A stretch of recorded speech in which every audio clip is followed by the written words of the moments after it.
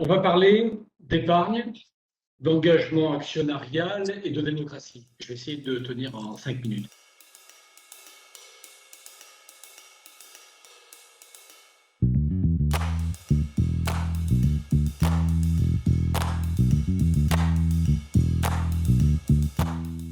En fait, on va déjà différencier la démocratie actionnariale, c'est-à-dire une action, une voix, qui ne concerne que les actionnaires individuels, soit à peu près 9% du CAC 40. Donc, les actionnaires individuels, même s'ils pourraient se sentir concernés à titre personnel par les objectifs de développement durable, restent très minoritaires. Par contre, l'assurance vie et les régimes d'épargne retraite par capitalisation tiennent une place centrale dans le paysage de l'épargne. Et dans ce contexte, l'engagement actionnarial des gérants des OPCVM se traduit par la mise en œuvre de controverses avec les directions des entreprises concernées et par le vote ou le non-vote de résolution. Donc, cet engagement actionnarial pourrait, à notre sens, devenir le bras armé d'une véritable démocratie des épargnants, portée devant le conseil d'administration d'une SICAV, je dis bien le conseil d'administration d'une SICAV ou d'une association d'épargnants auprès des gérants des OPCVM. Donc, il convient de différencier le conseil d'administration de la SICAV ou de l'association d'épargnants du gérant d'OPCVM. Le point central, c'est vraiment le conseil d'administration. La proposition donc serait de faire voter annuellement sur le principe de vote un homme, une voix, et non pas un homme, une action. Les épargnants d'un OPCVM ou d'une association d'épargnants, et ce de deux manières complémentaires. La première manière, ce serait de leur demander de hiérarchiser leurs préférences en répondant à la question suivante. Sur un total de 100, quelle part attribuez-vous à l'environnement, quelle part attribuez-vous à la bonne gestion sociale et quelle part attribuez-vous à la croissance raisonnée? Et la deuxième possibilité de vote, ce serait de demander aux épargnants dans les OPCVM ou dans les associations d'épargnants de sélectionner les propositions de résolution que les gérants d'OPCVM pourraient soutenir en assemblée générale des sociétés dans lesquelles ils sont investis. Donc, le conseil d'administration de l'OPCVM ou de l'association d'épargnants porterait ce résultat à la connaissance du gérant, et là on respecte l'indépendance du gérant, c'est très important, puisque là on se met en conformité avec le Code monétaire et financier, mais le gérant en tiendrait compte dans son allocation d'actifs. Et deuxièmement, ce même conseil, à l'issue des investissements réalisés par le gérant, pourrait rendre compte de l'allocation d'actifs aux épargnants. Donc on aurait vraiment un mécanisme de démocratie représentative dont le pivot serait le conseil d'administration des OPCVM ou des associations d'épargnants. Alors, cette proposition aurait la vertu, au-delà de son intérêt démocratique évident, d'agrandir jusqu'aux épargnants la chaîne de l'engagement actionnarial qui relie l'action des ONG, le vote des gérants et puis la pratique continue du dialogue actionnarial.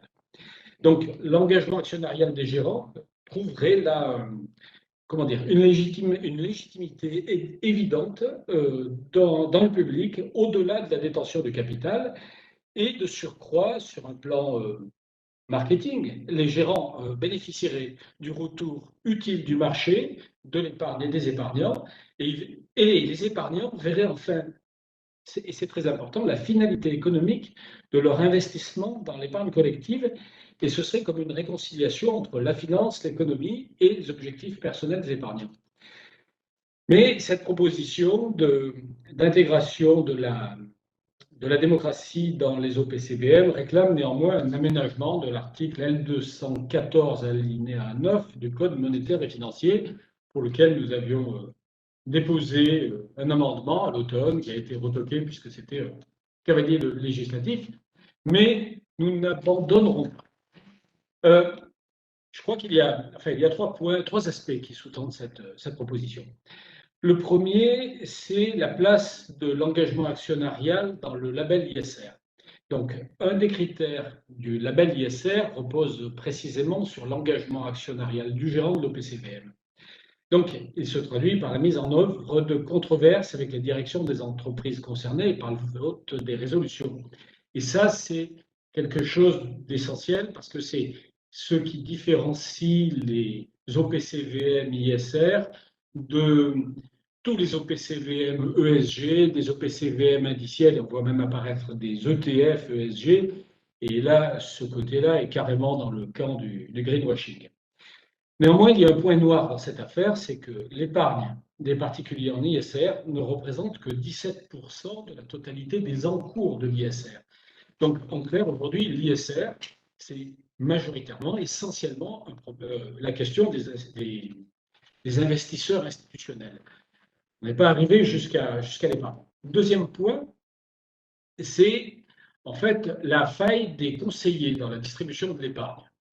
Il y a une étude de Natixis IM cette année qui fait apparaître un fort appétit des épargnants pour l'ISR, mais que cet appétit ne semble pas entendu. En fait, les conseillers financiers ne relaient pas les offres jusqu'aux épargnants ou n'écoutent pas les épargnants pour leur proposer les bonnes offres. Ils constituent le maillon faible de cette chaîne. Pour une raison toute simple, c'est que globalement, les politiques de distribution des banques et des compagnies d'assurance n'incitent pas les conseillers financiers à vendre spécifiquement des produits ISR.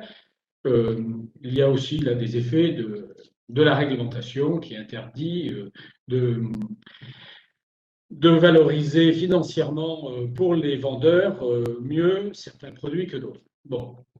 Troisième point, qui, à mon avis, a une certaine importance sociologique, c'est que nous pourrions comprendre les OPCVM comme un corps social intermédiaire. Aujourd'hui, les OPCVM sont globalement invisibles pour les épargnants. C'est un monde abscon auquel personne ne comprend rien, qui ne suscite que très peu de questions quant à leur fonctionnement. On est face en fait à des malades qui avalent des médicaments sans rien comprendre au fonctionnement des médicaments. Les corps intermédiaires qui existaient sous l'Ancien Régime, aujourd'hui prennent la forme de syndicats, d'ONG, d'organisations religieuses. Mais les OPCVM, de par leur taille dans les investissements en France, en Europe, dans le monde entier, sont un élément central de l'orientation de l'épargne et de la structuration des investissements. Et aujourd'hui, les épargnants, l'intérêt des épargnants dans les OPCVM n'est pris en compte que sous l'angle de l'intérêt financier. Et de surcroît, on ne demande jamais aux épargnants leur avis. On leur demande, les épargnants choisissent les OPCVM, mais ils sont laissés totalement à l'écart de la gouvernance des OPCVM. Donc celle-ci est absolument confisquée par les sociétés de gestion. Alors, à ce moment-là, il y a un parallèle qui surgit à l'esprit, c'est celui qui était avec la loi Pacte, l'article 61 de la loi Pacte, qui a proposé une modification du Code civil pour élargir l'intérêt social des entreprises en prenant en compte les enjeux sociaux et environnementaux.